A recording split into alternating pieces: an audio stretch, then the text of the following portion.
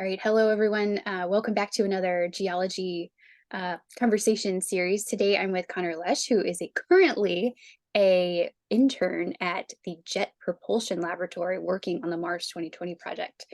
Welcome, Conner. Thank you, Katie.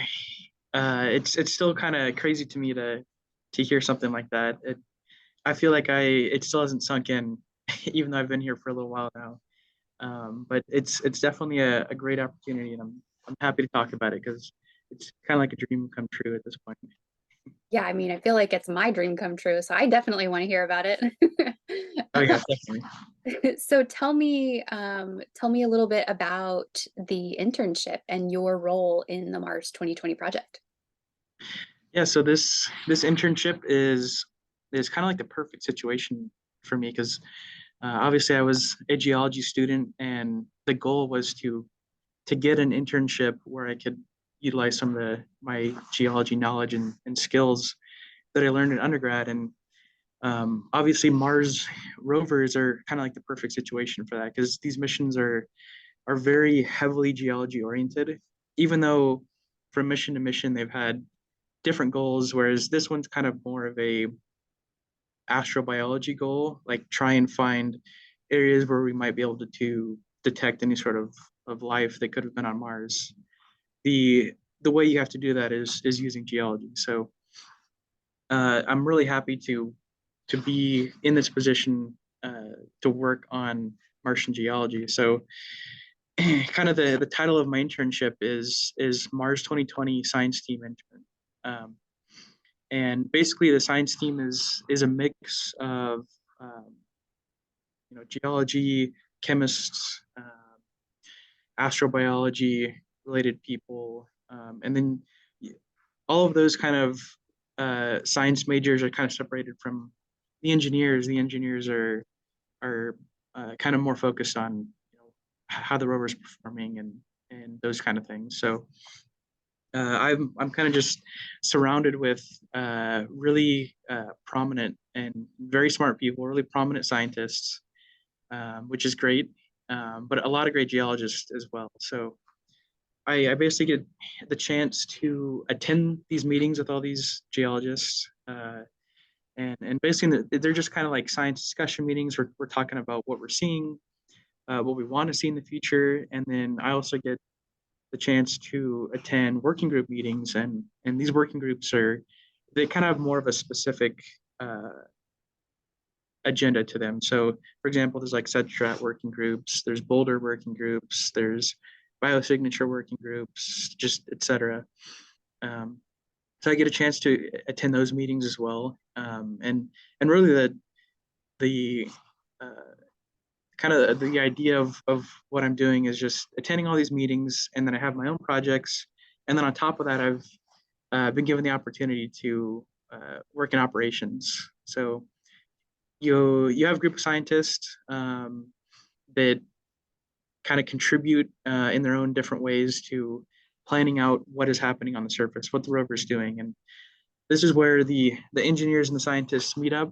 The engineers tell you what you can and can't do with the rover. The scientists say, we want to do this. Can we do this? Can we do that? Um, so that's kind of the fun part because you get to plan out all of these like observations with the rover, and the next day you get to see all them just come in, which is super fun. So I've got a great mix. I've got a great mentor at JPL who is allowing me to have access to this great mix of things I can do. So so far it's been really cool. That sounds so cool. Oh man, I'm so jealous to be able to be in the room with all of those people and just like absorb, all of their genius. I feel like it's would be such a really interesting experience. Yes, definitely. That I my mentor is definitely a really smart person who's worked her way up to basically running pretty much all of the geology on the mission. She's a deputy project scientist, which is just one step below the PI, but the PI is a lot more chemistry focused. Okay. So, she's basically just like the head geologist for the mission, which is great to be able to talk to her about everything that I'm doing. and kind of get that guidance from somebody like that. But yeah, to attend the meetings with all the geologists and start to understand what they're seeing is definitely helping me expand my understanding of geology. And I feel like I can make a lot more interpretations now, even on Earth, since Mars and Earth are pretty similar Mhm. geology wise. So Yeah, that's great. Um, how did you get this awesome internship? Walk me through the steps. yeah, so it it actually kind of all started with me wanting to go to the GSA, the Geological Society of America conference in 2022. So I'd heard from other people that you can go to conferences and you can request funding from your department, and maybe they'll have funding for you. So I actually spoke to our department head, Dr. Rathburn, about me attending this conference, and he said there was funding for it. So I went for it. Um, I actually drove out. It was in Denver, Colorado. I drove out there, stayed there for a few days, attended pretty much the whole conference. I actually attended kind of one of the pre-conference days where you actually get to do workshops.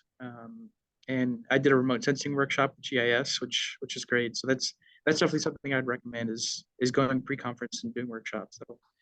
That'll help with your resume and just expanding your knowledge. But I attended the meeting, and I was kind of focused on attending talks that were centered around planetary science and then more specifically Mars.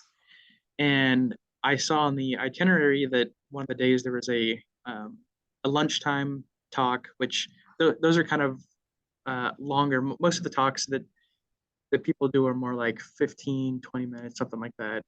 But this sort of lunchtime talk was like an hour long, and it was actually a talk by a person who's now my mentor, the deputy project scientist for Mars 2020, and she was just going to discuss what Perseverance has done so far, where it's at, what's coming up.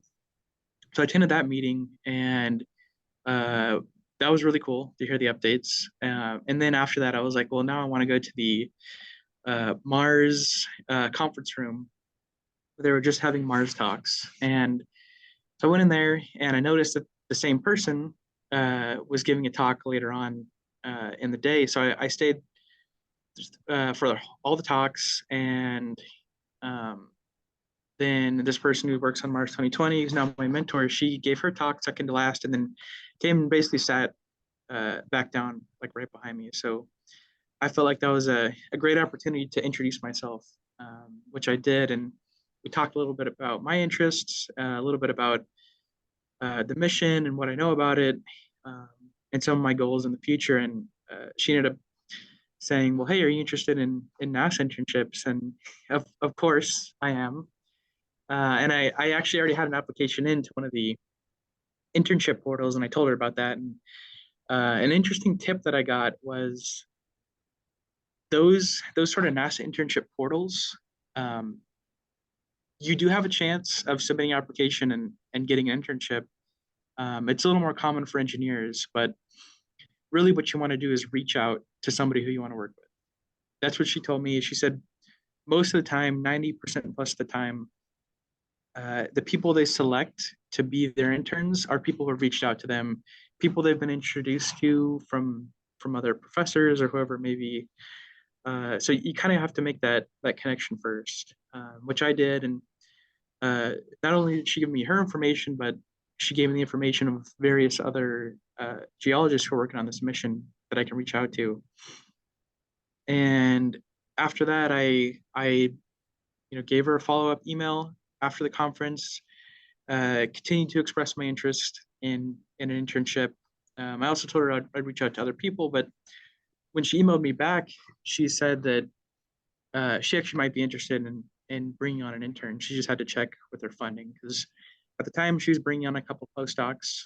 So she said, give me a few weeks. I'll hire these postdocs on, and then I'll check my funding, and maybe I can have an intern. And turns out that she had enough money for an intern, and she offered me. Well, we first had another meeting, and we talked about it, talked about what would work, and if I can come in person and all that stuff. And she basically offered me an internship then, which was a huge surprise to me. I kind of went from just working for NASA being a dream to now here I am at an internship. So kind of the moral of that story, I would say, is networking connections is a huge thing. That's how I got this internship, and I'm sure that's a common theme for a lot of people who get various job opportunities or internships. Yeah, I agree. I think that this is the way that this is how you get internships, and this also how you get grad positions as well. Like you just have to reach out to the professor and you have to kind of keep bugging them almost and saying, hey, I exist and I'm like your number one fan over here. Yep. And can I work with you? How did you find the courage to go and talk to her the first time?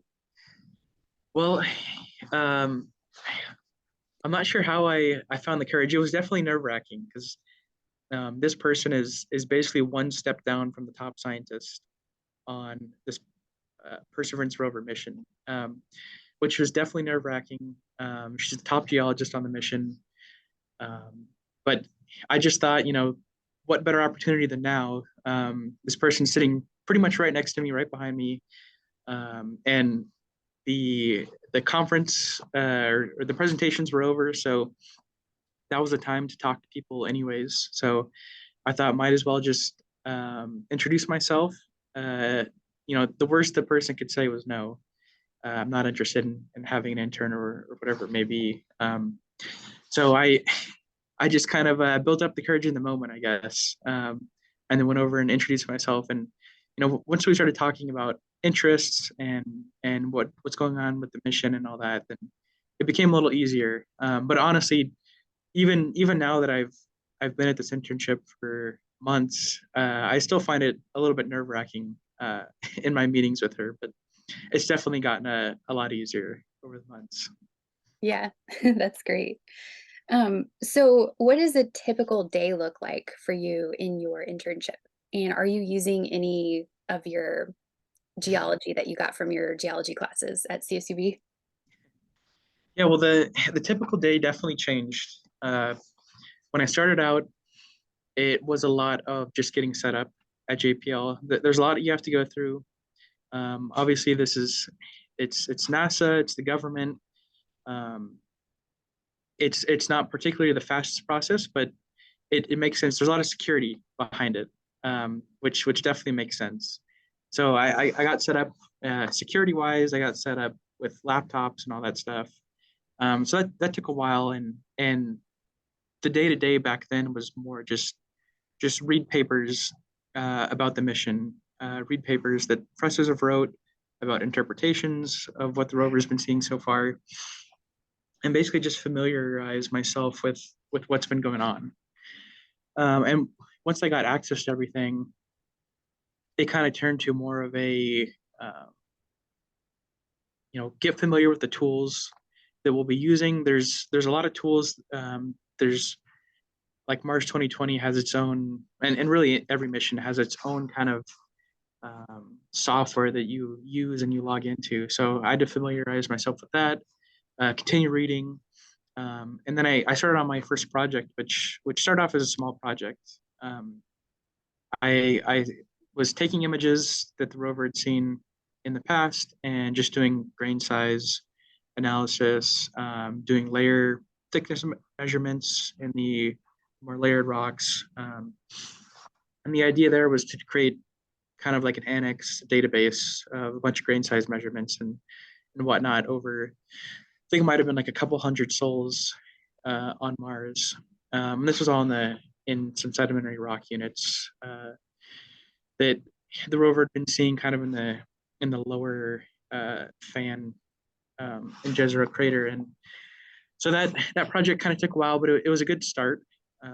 And the day to day then was mainly just working on that project. If I wanted to read papers that would help me out with that, then I continued to do that.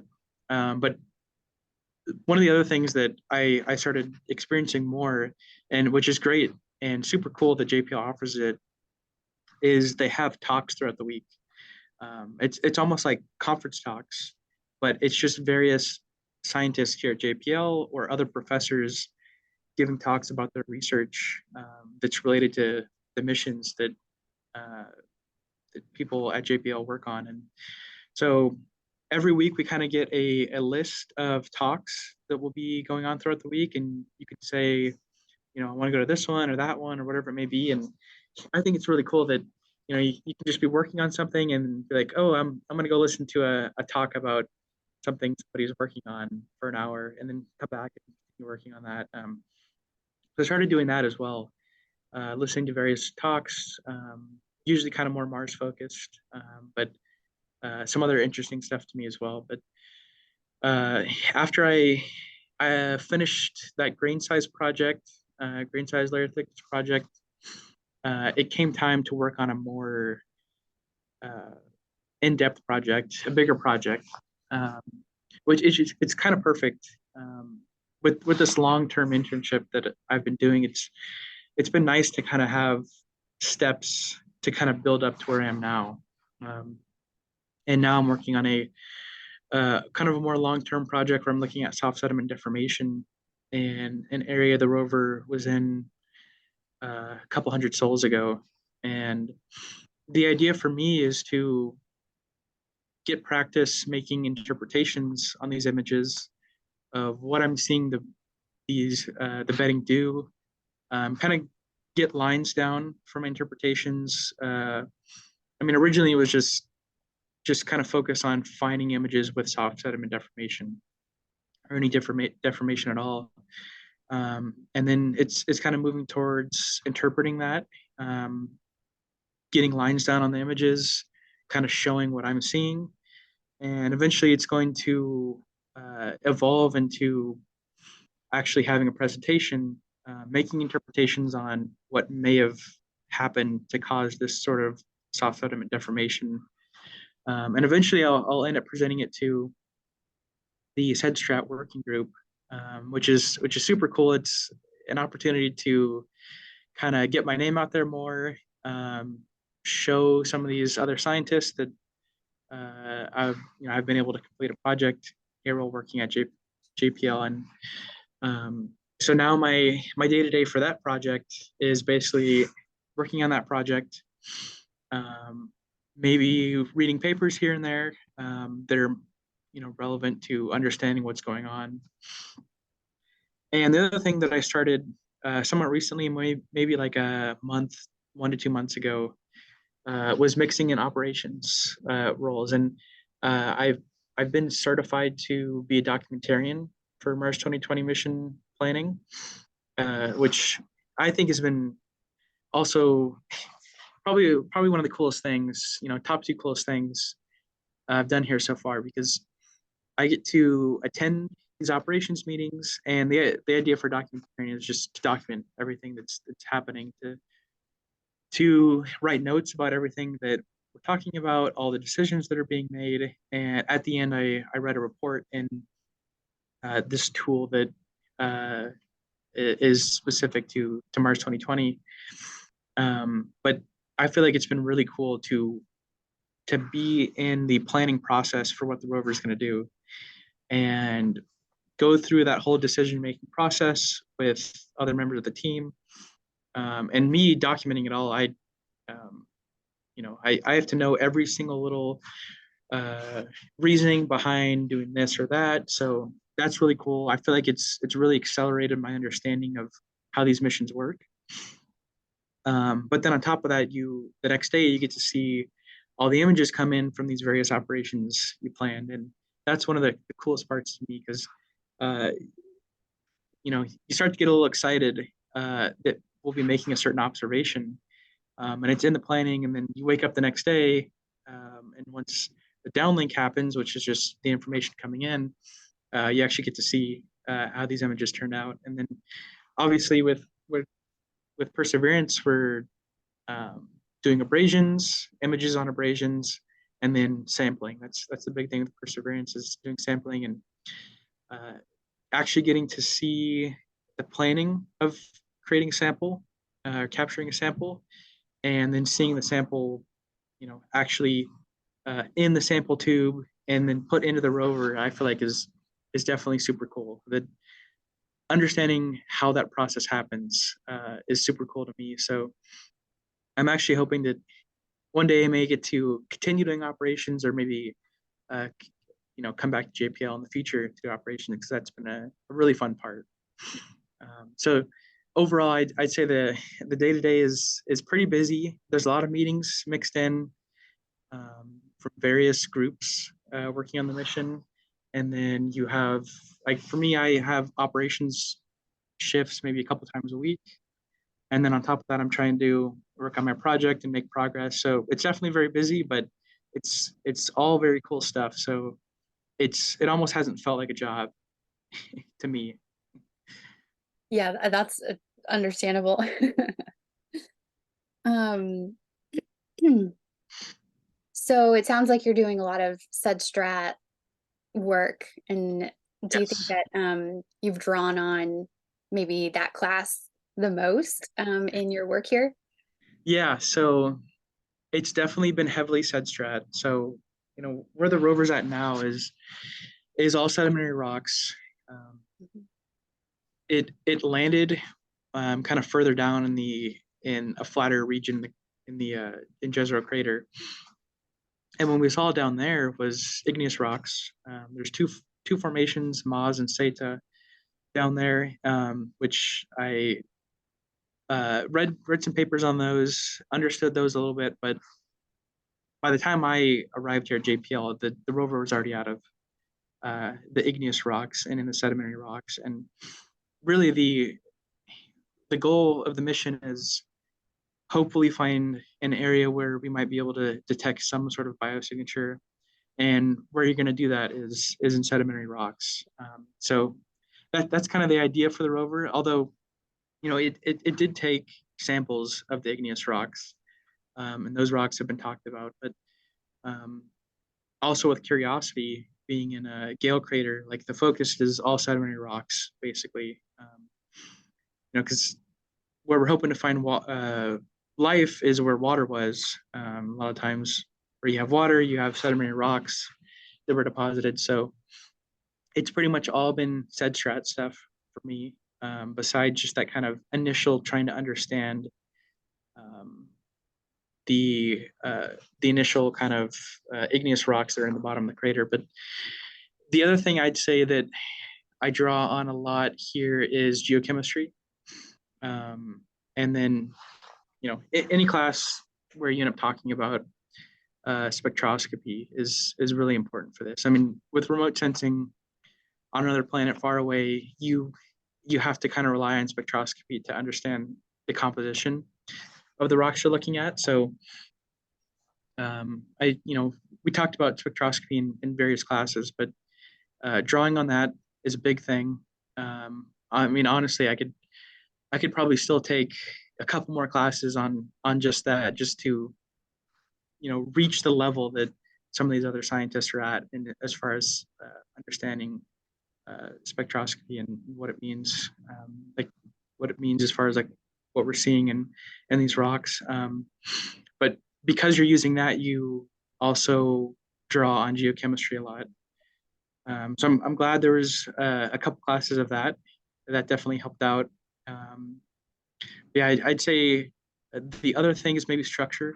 Since I'm now looking at soft sediment deformation, yes, that's uh, was talked about a lot in strat, but it helps understand the structure of what you're looking at, because it's soft sediment deformation is really just folds and whatnot, in something that is kind of more like ductile. So I'd say I've drawn on structure a little bit, mainly strat, um, and geochemistry. And then anytime we talked about spectroscopy, that has helped out a lot as well. Mhm. Right on. Well, glad to hear your classes are paying off. Um, so moving on from your internship is going to end at some point. Yeah, And my unfortunately. understanding my understanding is that you're going to then go on to grad school after that. So how are you approaching finding a grad school and or project in grad school? Yeah, it's been an interesting process, a long process as well. But the general idea is you want to research beforehand um, schools that have professors who are working on what you're interested in working on. So for me, it was mainly Martian geology, and I tended to kind of favor geomorphology and substrat when it came to Martian geology. So I created a list, like a handful. I mean, it was like 5 to 10 schools that had what I was looking for, had professors that were working on what I was interested in. Um, and honestly, I feel like the hard part with that is then knowing if the professor is taking students. Um, and that's when you get to the part of actually needing to reach out to the professor. So that's the most important thing is if you want to work with that professor, you more than likely, I'd say probably from what I've heard so far, 95+% of the time, you had to have reached out to that professor beforehand, talked to them over email, and likely, you have Zoom meetings and whatnot as well. And the idea there is I mean, it's almost like an interview, really, that you kind of get a feel for that professor and the professor gets a feel for you. You talk about what you're interested in working on and how that may mesh with the professor's interested in working on. And then the big question is if they're taking students, if they have funding for students. And then if they do, uh, that's kind of uh, the big step there is once you know if they do, uh, then the question really is if they're interested in taking you on as a student. And it's definitely tough from what I found out for a professor to commit. And I think a lot of times, especially when we're talking about big schools where you have tons of people applying, they don't necessarily want to fully commit um, unless they're 100% certain that they're going to accept you because there's just a lot of candidates. And maybe later on, once the professors talk to a lot of these candidates, then they may come back around and say, okay, I want to commit to you basically. But for me, I applied to I think it was 9 schools. Um, and this kind of first go around, I applied to all PhD programs that were uh, in the field that I was interested in.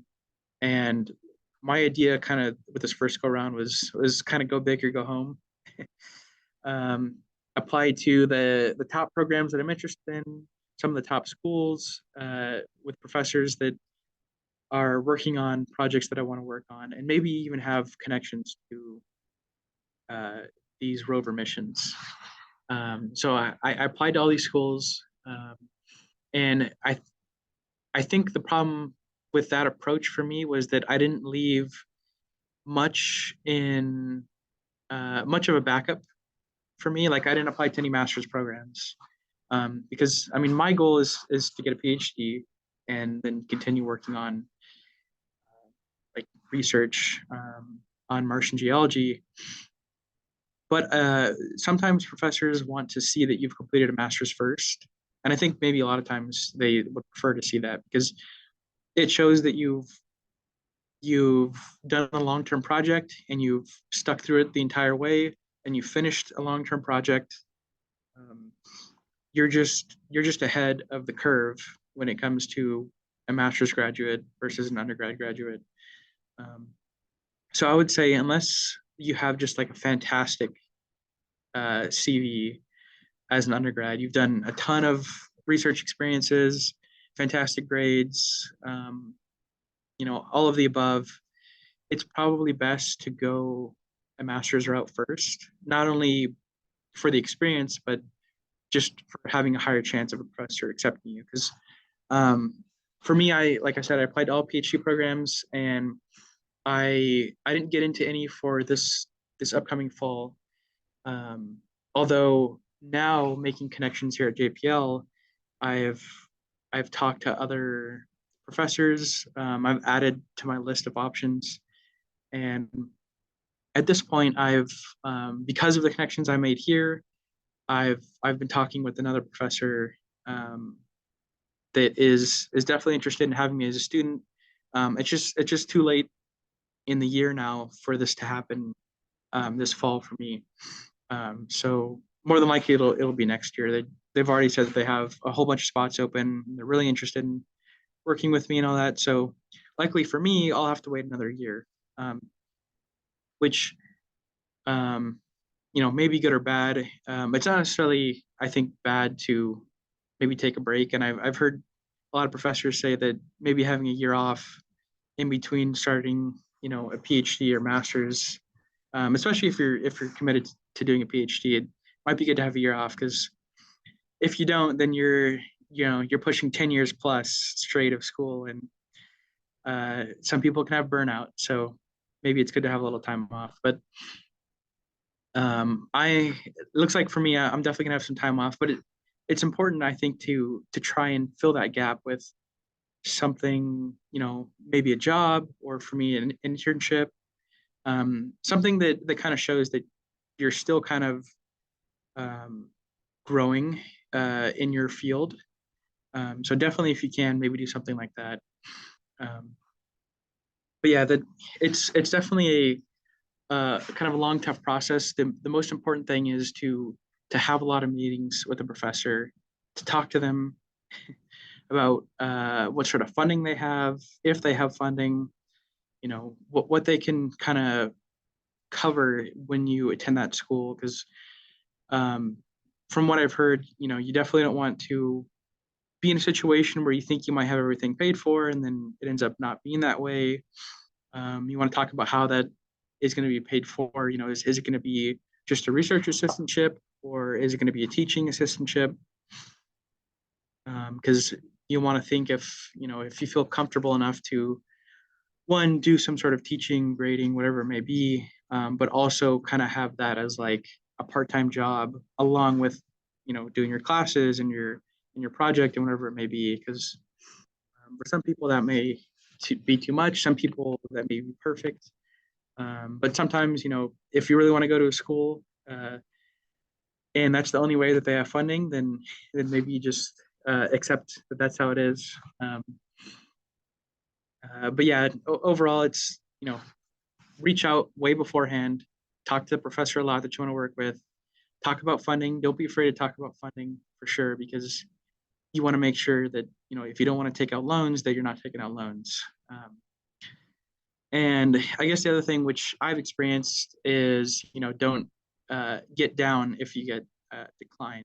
Just, keep pushing through, keep, improving your CV or whatever it may be. And then eventually, you'll find a spot to land. So, Yeah, that's really, really great advice. I think I would echo everything you said. When I was looking for grad schools, I think I applied to 12, and I also applied to like only the top tier schools because I thought I don't have anything to lose, you know. If I get declined out of all of these, then I'll just wait a year and apply to some more, and then but I did get into one of them. So yeah, um definitely, if you have the support around you um, to be able to afford to wait an extra year, then there's nothing wrong with shooting for the top options, because you could get into one of them. Um, but if you have to be in a school right away, then it's probably best to apply to some maybe lower tier options, or master's programs. If you're only applying to PhD programs, maybe throw in master's programs too, because if you don't get into any PhD program, there's definitely nothing wrong with doing a master's. It only um, improves your abilities in whatever field you're in, and then on top of that, it just adds to your CV and you just gain experience. So mhm. Yeah. Yeah, I think taking a year off, I think many students have like a negative connotation with taking a year off because in between high school and college, it's seen as really bad.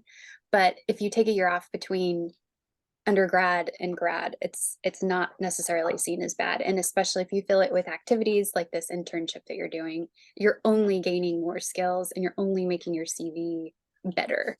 Yep. And like, you know, you were talking about being able to do like these large scale projects and like follow through with them. Like that's exactly what you're doing in your internship right now. So you're going to be great.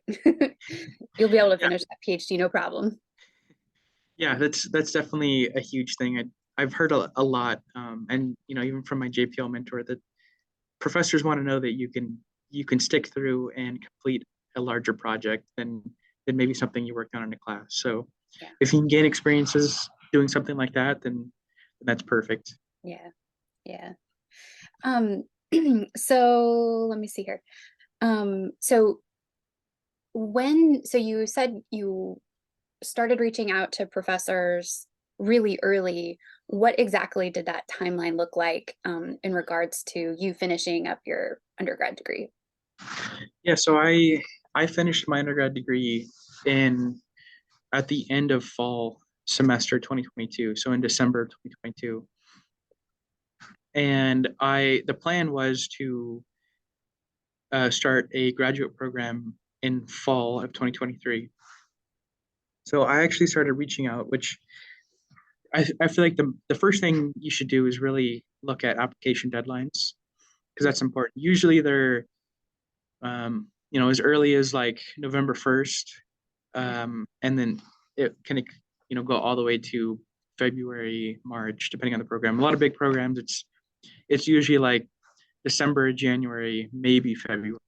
Um, so that's kind of the first thing you want to look at, and um, that is all pretty much 1 year before. So we're talking like the application deadline might be January 1st, 2023, and that's for fall 2023 um, admissions. So you want to start talking to professors definitely earlier than that because you want to already have a good idea of whether or not that professor wants to take you by the time you're turning in your application. Mhm. So for me, I started reaching out to professors in August of 2022. And I mean, you can do it even earlier if you want.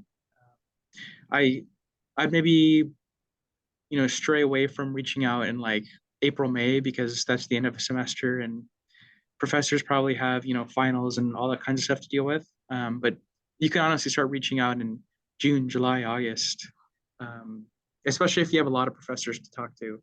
Mhm. But for me, I started reaching out in August. That gave me a few months to talk to these professors and really gauge whether or not I have a shot at working with them. Um, and on top of that, it gives you time to really work on your admissions essays because depending on the school and what project you want to be working on and the professor and all that, you may want to tailor your application essays to that professor a little more specifically Mhm. than something generic. So I would definitely give yourself months ahead of time. And the other thing too, especially when it comes to STEM majors, is maybe looking into applying for some sort of fellowship. So for me, I applied to the NSF Graduate Research Fellowship Program, and that application deadline was sometime in October.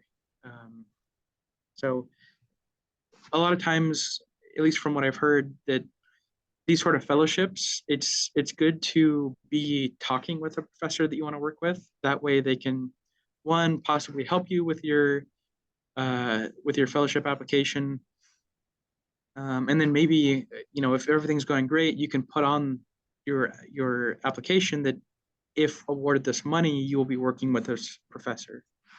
And from what I've heard, that helps out a lot because somebody like the NSF wants to know that if they give a person money for research, that they have a place to use that money to do research.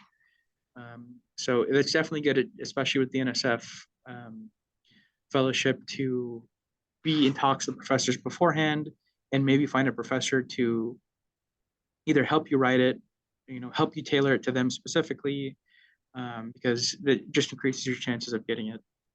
Mhm. Yeah, I totally agree. Um, okay, well, you've given so much good advice already for future or for prospective graduate students. Do you have any last words of wisdom that you would like to share that we haven't covered already? Yeah, I feel like during undergrad, one of the things for me that was really important to gaining all this information that I know now is just talking to people, talking to professors, um, making your intentions known. That way, people that may have little bits of information that can help you will be able to share that with you. So for me, I definitely talked to a lot of various professors in the CSUB geology department about what my hopes and intentions were, and I got a lot of great advice from everybody. So that really kind of kickstarted me being in a better position moving on to grad school than especially that over somebody who just doesn't ask anything and just kind of goes into a blind. So that's kind of the big thing is definitely talk to professors at your undergrad about what you want to do and any suggestions they may have. And then I would say the other thing, especially if you want to move on to a graduate program, is to reach out about any sort of research experiences that you can be a part of. Um, for me, I had the chance to go on a Scripps cruise with Dr. Rathburn, work on a cool lunar meteorite project with you, Dr. O'Sullivan. Then I was also research assistant for Dr. Song. So I got a lot of really great opportunities from CCB, and all you have to do is just ask, really. So if you're definitely interested in pursuing a graduate degree and pursuing research, then definitely just ask about anything that you could do, anything you contribute to. Yep, I agree with all of that as well. Definitely bug your professors, ask them for free advice while you can, and keep bugging them about if you can work for them. Yep, definitely. All right, Connor. Well, thank you so much. It's been lovely talking to you, and I wish you the best of luck in your grad school adventures that lie ahead.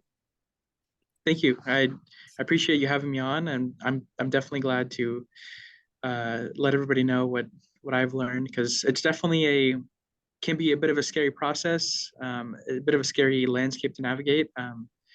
But the more you know, the more comfortable you'll be. So I feel like that's great. So Mhm. thank you again for having me.